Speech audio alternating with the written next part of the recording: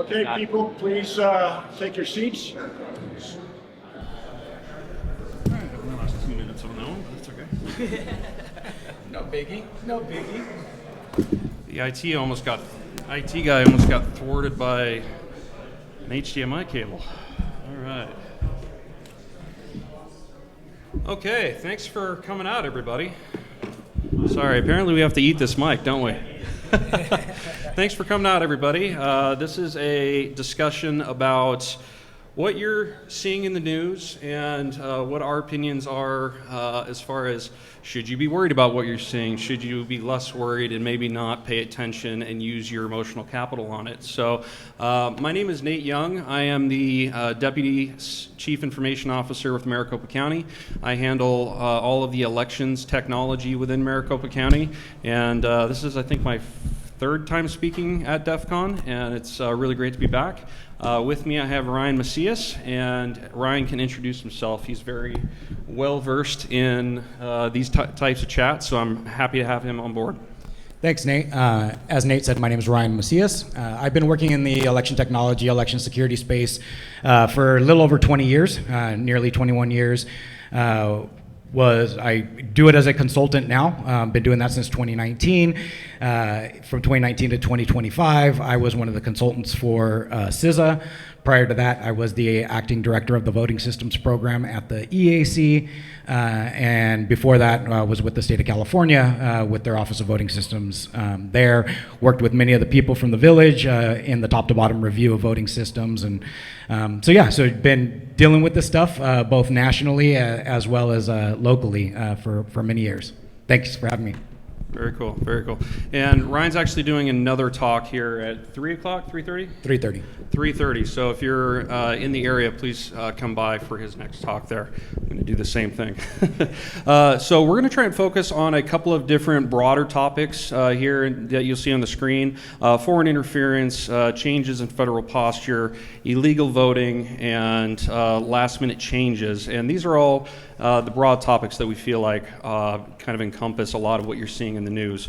So the first thing we want to talk about with Ryan here is foreign interference. So one piece that you probably saw in the news, July 26th most recently, President Trump did an Oval Office address about elections, about voting, and one of the big topics was foreign interference and what foreign adversaries, foreign countries are doing to not only our vote systems, but our confidence in voting. So Ryan, do you want to talk a little bit about what you're seeing out there in the world, and is this something that we should really be concerned with? Yeah, so specifically to the quote-unquote release of new information is there was nothing new. Every single thing that was released, everything that was stated, had press releases. The DNI at the time, the FBI, CISA director all came out and released a lot of that information. When it could be declassified, it was declassified at the time. So the one thing that someone could say is new was there was a document that was a election assessment by the Cybersecurity and Infrastructure Security Agency from July of 2026. But when you actually read the data and the information that was released in there, it was basically copied and pasted from every election assessment that has been done from 2019, 2020, 2021. All of the information was redundant, which is also what we would expect, because many of the risks that we continue to face are the same risks. We're getting better at having better election security hygiene, but the risks that we're facing are very similar. The one thing that I would note that was clear and evident in that report when it was released was that there's a lack of election expertise inside of CISA. Those of us that were let go, that were doged, the entire election security team was gone. But one very simple thing was there was 5 bullet points on what should be done for voting systems. Bullet point 1 was that they should be air-gapped and not connect to the internet. Bullet point 5 was turn on automatic updates so that they get updated through the internet. And so, those are the types of things that, we would, with the election expertise, taking a look at and said, there's no way that we're going to go ahead and release that information. But ultimately, kind of what you're hearing and seeing in the news is the same things that you heard and saw are the things that you should be paying attention to in the news, is that there was nothing new. It was all the same things that we had said in 2020, 2021, 2022. They are just re-releasing the similar information. So what about future state? What are we concerned about with foreign and state actors going against our 2026 elections and 2028 elections? Should we be concerned about that? Yeah, I think that just generally speaking, foreign adversaries have continued to try to influence our elections, which is different than interference. And so, they have not done anything from a technical aspect, maybe some DDoS attacks on infrastructure that has no bearing on the conduct of the election, your results display, on your website, and that type of stuff. But for targeting elections specifically, we expect, or I should say I expect, that foreign adversaries are still going to try to play a role. And particularly, just looking at history, is Iran, we're at war with them, and they don't like us. And they're doing stuff already right now, not in the election space, but in other areas of critical infrastructure. So I have to assume, based on their TTPs and based on, kind of their... just what they're dealing with right now, being angry at the United States, that they will continue to come after us.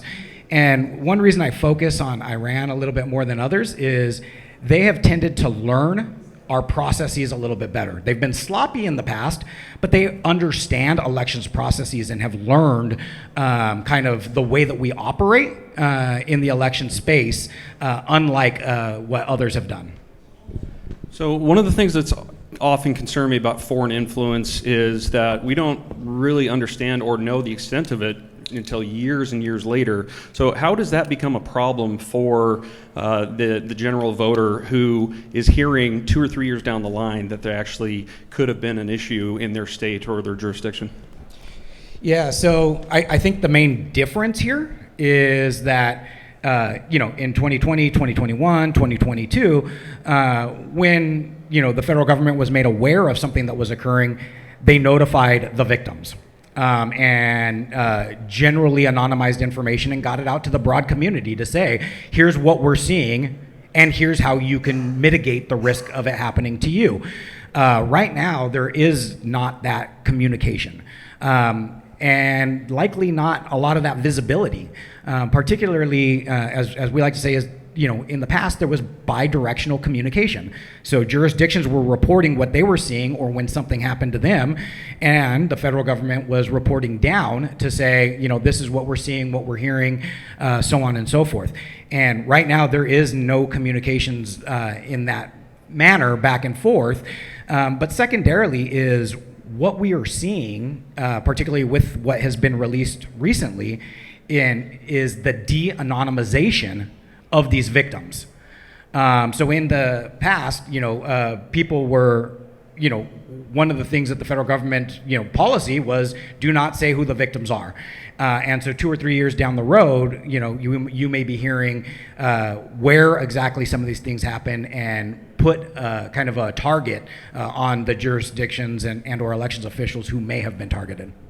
So should we be worried that this is a new policy where names are being named and potential solutions are not being provided? I'm going to defer that. I'm going to defer that for the later talk because when Jeff and I are speaking, we're right now starting to kind of cross hairs into a lot of what our talk was there. Okay. And so I'm just going to defer that to the 3:30. Okay, we're going to pause that topic. You come back at 3:30 for that answer. So you mentioned CISA. You mentioned some of these federal agencies no longer being a part of what you would traditionally see in elections infrastructure.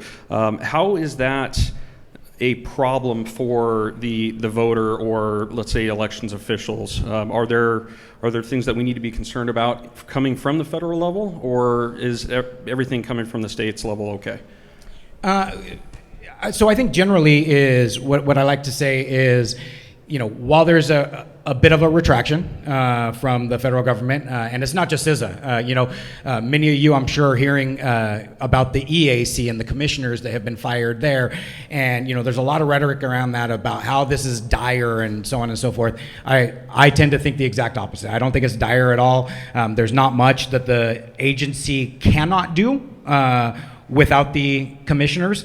They can't set new policies, but they can continue to operate. So from a functional level it really isn't going to have much of a difference. But we're also not seeing the federal funding coming down the pipeline. The HAVA dollars have kind of been non-existent. We're also seeing that the FEMA grants or the DHS grants that jurisdictions were used to date, $0 from the 2025 allocation that was appropriated to the jurisdictions. Zero of it has been distributed, and now they're putting additional criteria on the 2026 fund. So, it's leaving things up to the states to operate on their own. And I think we'll get into a little bit more of that as well this afternoon. So do you think the fact that the federal government has, for one reason or another, been withholding funds, is that going to be a problem for states in the near future, 2026, 2028? So yes and no. I mean, it's always a concern. Our elections officials are under-resourced. And so, any funds that they could get makes sense. And, the way I look at it is here we're saying that we're so concerned, the federal government is, we're really concerned about election security. Elections officials aren't doing enough. And by the way, we're going to take away all the resources that you could be using to actually shore up and mitigate those risks that we're talking about. And so, it's kind of talking out of both sides of the mouth. But like I said, the good news is that states are taking this on their own, but there is that kind of lack of visibility on some of the things that we were talking about. The last thing that I'm going to say is, on kind of that federal apparatus is, you're hearing a lot in the news about the DOJ lawsuits. And there's been a lot of different lawsuits that are going on, including the executive order, the request for voter rolls and everything else. And it's really sucking up a lot of noise and sucking up a lot of time and resources of the elections officials to respond to them, to be dealing with all of these things. And ultimately, that's the noise. But what's the news? What does it mean to you all? Nothing. They are 0 and 21 on their lawsuits.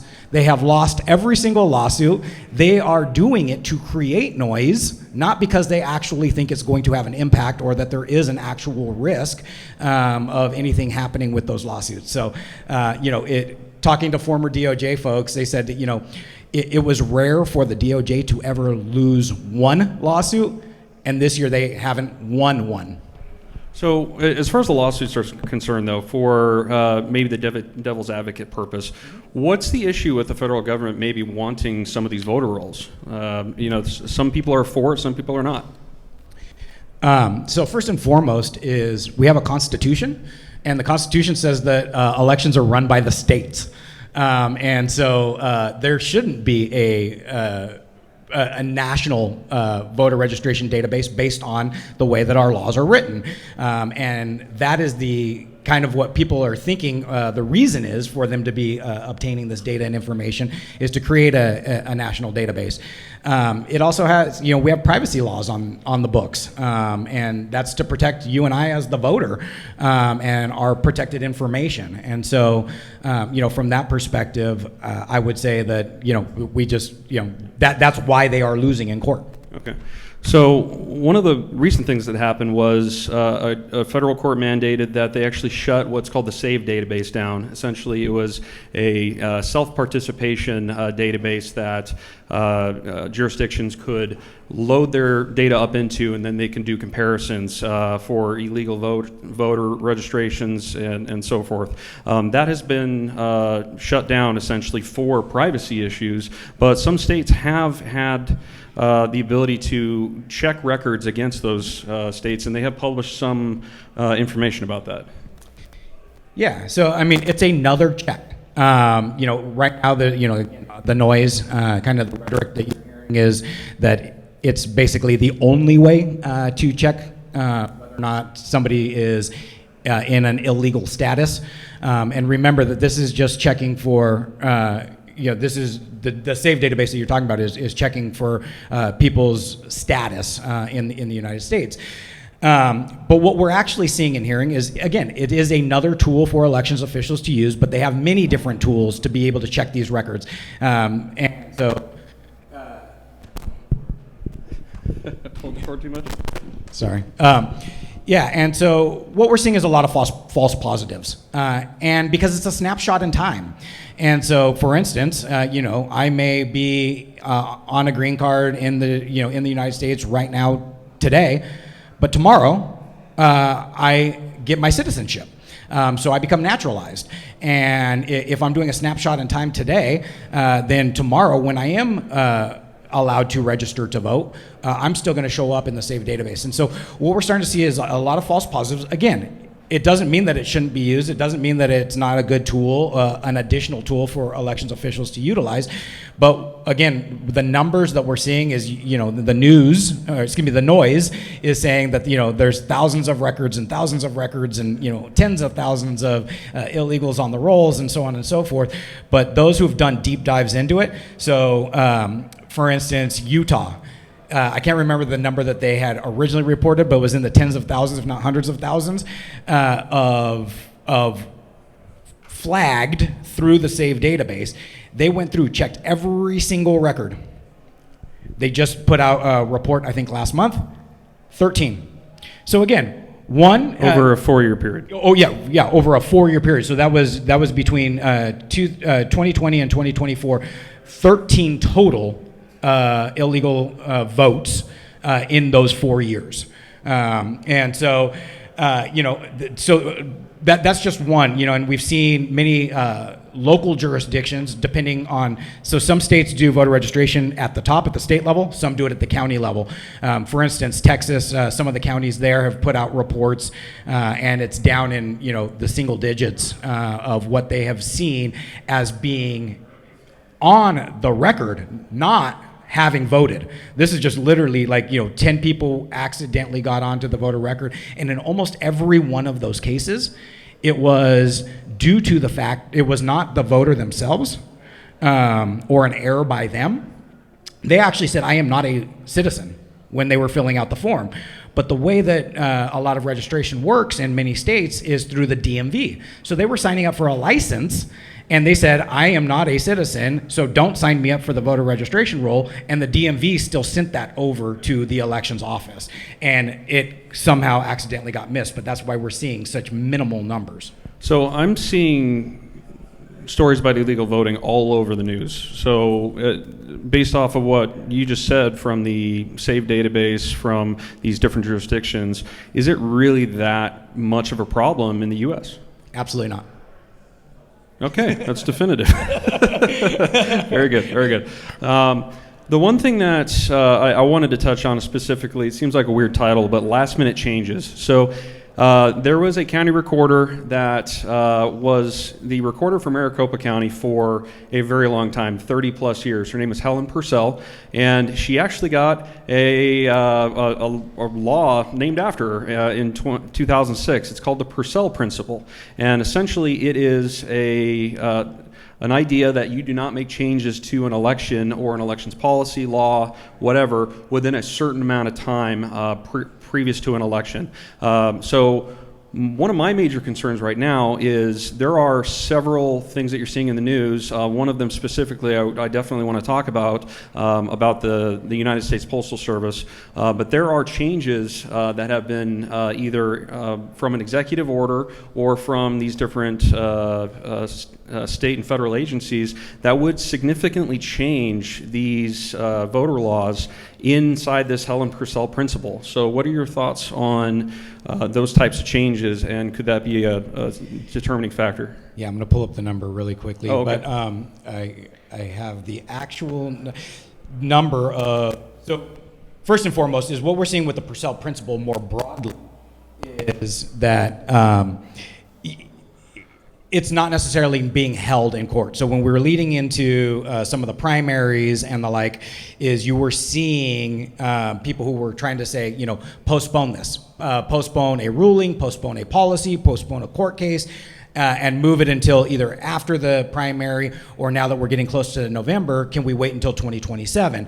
And where it was just normal for the DOJ in the past to say, yes, like this falls under the Purcell principle, we're going to hold off, or the courts utilizing that, is we're seeing less and less of it.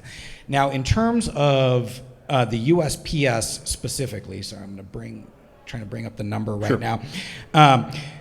They are in the comment period right now to make significant changes to the USPS and who can get a mail ballot, whether or not a mail ballot is going to be delivered, so on and so forth.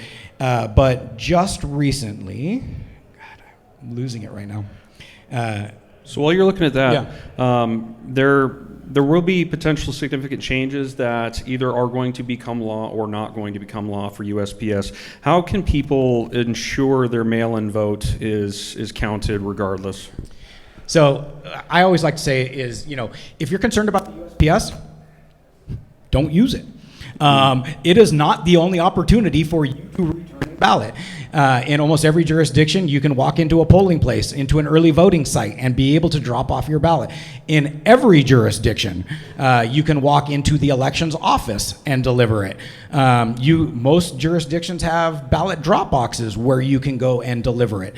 And so take it to those locations and drop it off yourself so that you know that it is getting in the hand of the election official, and you don't have to worry about some of the concerns or changes that may come from the USPS. If you are afraid that you're not going to receive your blank ballot in time, then go out and vote early. Go out and vote in person. Utilize that opportunity.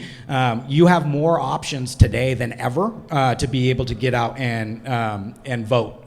There's many different methods and many different ways. I couldn't find the number, but ultimately what I was trying to say on the USPS was that the USPS themselves came out and said that this ruling, this new policy that is under public comment, had more public comments than any other policy that they have passed in their history. And I want to say the number was around 170,000? 230? 130,000. Thank you, Spencer.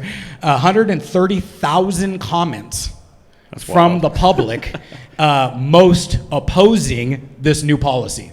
Okay. And so we'll have to see what ends up happening with it, whether they modify the policy, whether they move forward with it as is and just don't take public comment into consideration or not. But that's ultimately where we're at with it. So Ryan, to bring it back around, I think you're a yes that this could be a problem.